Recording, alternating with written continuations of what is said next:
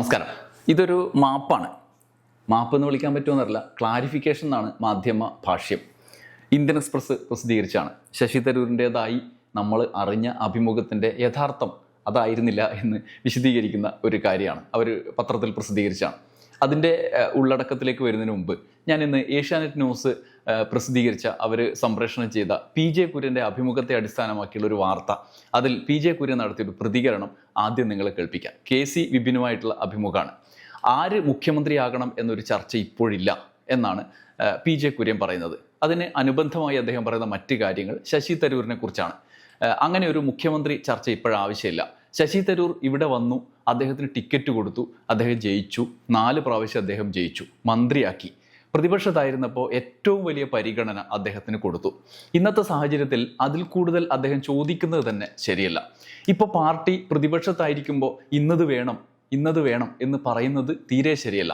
എന്നാൽ ഇപ്പോൾ അദ്ദേഹത്തെക്കുറിച്ച് ജനങ്ങൾക്കുള്ള ബോധ്യം അദ്ദേഹം അവൈലബിൾ അല്ല എന്നുള്ളതാണ്.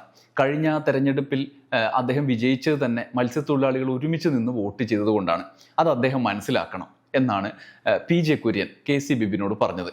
അതായത് ശശി തരൂർ അത്രയ്ക്കൊന്നും പോരാ, അദ്ദേഹത്തിൻ്റെ നിലവിലെ അവകാശവാദങ്ങൾ തെറ്റാണ് എന്നുള്ളതാണ് കുര്യൻ പറയുന്നത്.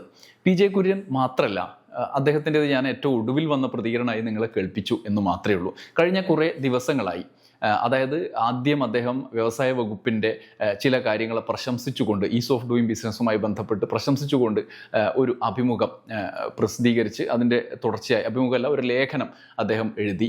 അതിൻ്റെ തുടർച്ചയായി അദ്ദേഹത്തിൻ്റെ ഒരു അഭിമുഖം അതിന് ശേഷം വന്നു. ആ അഭിമുഖത്തിൽ അദ്ദേഹം പറഞ്ഞ കാര്യങ്ങളാണ് ഇപ്പോഴത്തെ വിവാദങ്ങൾക്ക് അടിസ്ഥാനം. ആ അഭിമുഖത്തിൽ അദ്ദേഹം പറഞ്ഞ കാര്യങ്ങളുടെ അടിസ്ഥാനത്തിൽ നേതാക്കൾ തന്നെ അദ്ദേഹത്തിനെതിരെ രംഗത്ത് വന്നു. അദ്ദേഹത്തിൻ്റെ പ്രകോപനം, അതായത് ശശി തരൂരിൻ്റെ വാക്കുകളെ തുടർന്ന് നേതാക്കൾക്ക് ഇപ്പോൾ ഏറ്റവും ഒടുവിൽ PJ കുര്യന് ഉണ്ടായ പ്രകോപനം, അതിന് 2 കാര്യങ്ങളാണ് അതിന് അടിസ്ഥാനമായി നമുക്ക് മനസ്സിലാവുക. അതിലൊന്ന് ശശി തരൂർ പറഞ്ഞ 2 കാര്യങ്ങളാണ്. ഒന്ന്, കേരളത്തിൽ നേതാക്കളില്ല, അതുകൊണ്ട് എന്നെ അങ്ങോട്ട് പരിഗണിക്കണം എന്ന് ശശി തരൂർ അവകാശപ്പെട്ടതായിട്ടാണ്. അത് ദ ന്യൂ ഇന്ത്യൻ എക്സ്പ്രസ് പ്രസിദ്ധീകരിച്ച അഭിമുഖത്തിലേതാണ്, അത് നിങ്ങൾ ഓർമ്മിക്കണം. അതിൽ പറഞ്ഞ 2ാമത്തെ കാര്യം, എന്നെ പാർട്ടി പരിഗണിച്ചില്ലെങ്കിൽ എനിക്ക് എൻ്റേതായ വഴിയുണ്ട്, ഞാൻ ആ ഓപ്ഷനുകൾ തേടും എന്നുള്ളതാണ്. അതിൽ നിന്ന് നമുക്ക് എന്താണ് മനസ്സിലായത്? കേരളത്തിൽ മുഖ്യമന്ത്രി സ്ഥാനാർത്ഥിയാകാനൊന്നും കൊള്ളാവുന്ന ആളില്ല, ശശി തരൂർ തന്നെ മുഖ്യമന്ത്രി സ്ഥാനാർത്ഥിയാകണം എന്ന് അദ്ദേഹം തന്നെ ആവശ്യപ്പെടുകയാണ് എന്ന്. ഇനി അങ്ങനെ അല്ലെങ്കിൽ മൂപ്പരുടെ വഴിക്ക് പോകും, വേറെ പാർട്ടിയിൽ പോകും എന്നാണ്. ഇതാണ് ഇന്ത്യൻ എക്സ്പ്രസിൻ്റെ 2ാമത്തെ വിവാദത്തിൻ്റെ അടിസ്ഥാനം. അതായത് അദ്ദേഹത്തിനെതിരെ നേതാക്കൾ പരസ്യമായി തന്നെ അദ്ദേഹം ഒരു അധികാരമോഹിയാണ് എന്ന് ചിത്രീകരിക്കുന്ന വിധത്തിലേക്ക് മാറിയ അദ്ദേഹത്തിൻ്റെ ഇന്ത്യൻ എക്സ്പ്രസ് അഭിമുഖത്തിൽ നിന്നും നമുക്ക് മനസ്സിലായ കാര്യം. വിവാദമായി കോൺഗ്രസ് നേതാക്കൾ തന്നെ തരൂരിനെതിരെ വന്നു. കോൺഗ്രസ് സൈബർ എടുത്ത് വലിയ അറ്റാക്ക് തരൂരിനെതിരെ നടന്നു. തരൂരിനെ ആരും കേൾക്കാൻ തയ്യാറായതുമില്ല ഈ ഘട്ടത്തിൽ. ഓരോ മിനിറ്റിലും ചാനലുകൾക്ക് ബൈറ്റ് കൊടുക്കുന്ന ആളുമല്ല ശശി തരൂർ. അങ്ങനെ ഇരിക്കുമ്പോഴാണ് അദ്ദേഹത്തിൻ്റെ അഭിമുഖം പ്രസിദ്ധീകരിച്ച ഇന്ത്യൻ എക്സ്പ്രസ് ഒരു തിരുത്ത് കൊടുക്കുന്നത്. അത് ഇങ്ങനെയായിരുന്നു: ക്ലാരിഫിക്കേഷൻസ് ആൻഡ് കറക്ഷൻസ് എന്ന തലക്കെട്ടിൽ 23/2/2025 പേജ് 1 പ്രസിദ്ധീകരിച്ച വാർത്തയെക്കുറിച്ചാണ്. The report, even those against Congress vote for me, that is what party needs.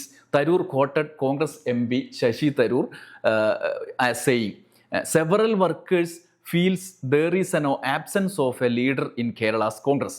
This was an inaccurate translation of these remarks in Malayalam.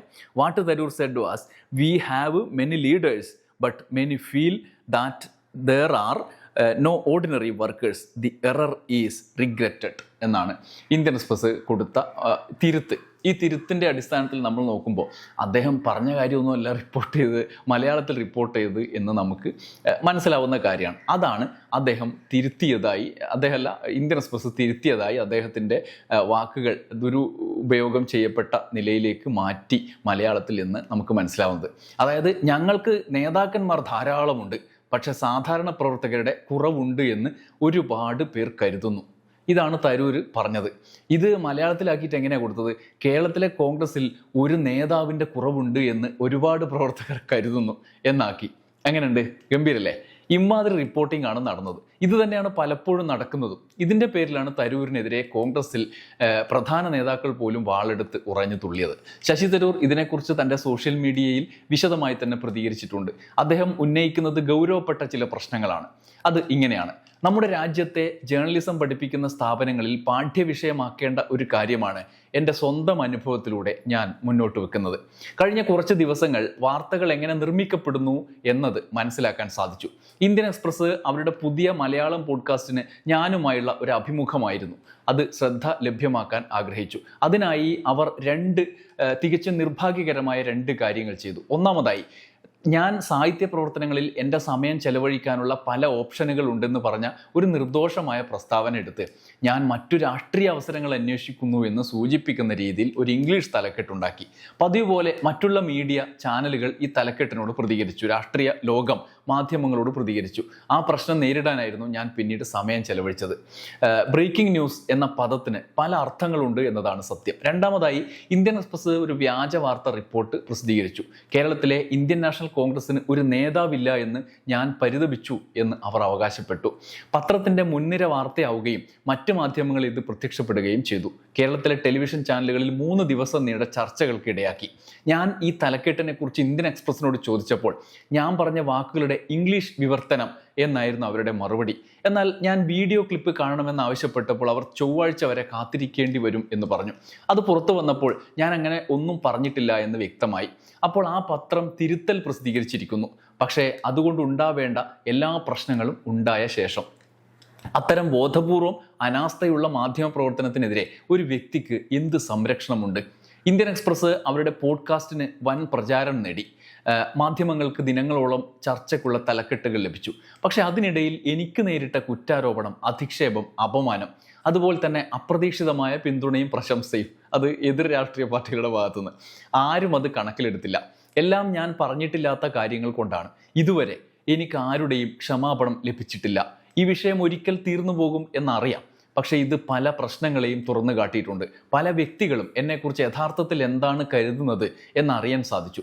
ഞാൻ ഒരിക്കലും പരിഗണിക്കാത്ത ചില സാധ്യതകളെപ്പറ്റി ചിലർ തങ്ങൾക്കിഷ്ടമുള്ള തിയറികൾ പടുത്തുയർത്തുന്ന രീതിയും കണ്ടു. ചിലർ അവർ ഇതുവരെ ആലോചിച്ചു പോലും ഇല്ലാത്ത കാര്യങ്ങൾ ആദ്യമായി ചിന്തിച്ചു. ചിലർക്ക് അവരുടെ അഭിപ്രായങ്ങളും ആഗ്രഹങ്ങളും പുറത്തു പറയാനുള്ള ഒരു അവസരമായി ഇത് മാറി. അപൂർവമായി ചിലർ സമ്പന്നമായ നിർവചനങ്ങളോടെ, ആഴത്തിലുള്ള ചിന്തകളോടെ എൻ്റെ രാഷ്ട്രീയ ജീവിതത്തെ വിലയിരുത്തുകയും ചെയ്തു. ഇതെല്ലാം എൻ്റെ കണ്ണു തുറപ്പിക്കാൻ ഉതകുന്നവയായിരുന്നു. ഒരു ചെറിയ കാര്യത്തിൽ മാത്രമായിരുന്നു പ്രശ്നം. ഈ കഥ മുഴുവനും തന്നെ അടിസ്ഥാനരഹിതമായിരുന്നു. ഞാൻ പറഞ്ഞ വാക്കുകൾ എന്തുകൊണ്ടും ഈ അർത്ഥം സൂചിപ്പിക്കുന്നതായിരുന്നില്ല.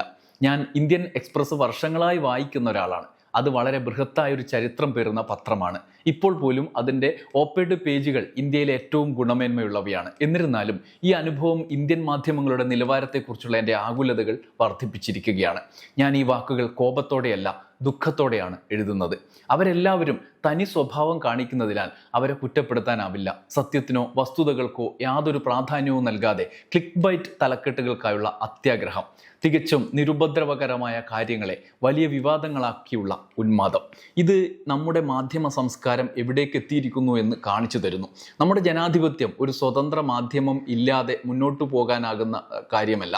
ഈ ഒരു ജനാധിപത്യവാദി എന്ന നിലയ്ക്ക് മാധ്യമങ്ങളുടെ മേൽ നിയന്ത്രണം വേണം എന്ന് ഞാൻ ഒരിക്കലും പറയുകയില്ല. നമുക്ക് വേണ്ടത് സത്യസന്ധമായ, പ്രവർത്തിക്കുന്ന മികച്ച മാധ്യമ പ്രവർത്തനമാണ്. എന്നാൽ ഇന്ത്യൻ മാധ്യമങ്ങൾ കൂടുതൽ ഉത്തരവാദിത്തത്തോടെ പ്രവർത്തിക്കും എന്നൊരു പ്രതീക്ഷ പോലും വെറുതെയാണോ? ആ പ്രതീക്ഷ വെറുതെ ആകരുത്. ഇതാണ് ശശി തരൂർ പറയുന്ന കാര്യം. ആ പ്രതീക്ഷ, ശശി തരൂർ പങ്കുവച്ച ആ പ്രതീക്ഷ വെറുതെ ആകരുത് എന്നാണ് സമൂഹം ആഗ്രഹിക്കുന്നത്. എന്നാൽ പലപ്പോഴും ബ്രേക്കിംഗ് ന്യൂസുകൾക്കായും താല്പര്യ സംരക്ഷണങ്ങൾക്കായും വസ്തുത വളച്ചൊടിക്കപ്പെടുന്നുണ്ട്.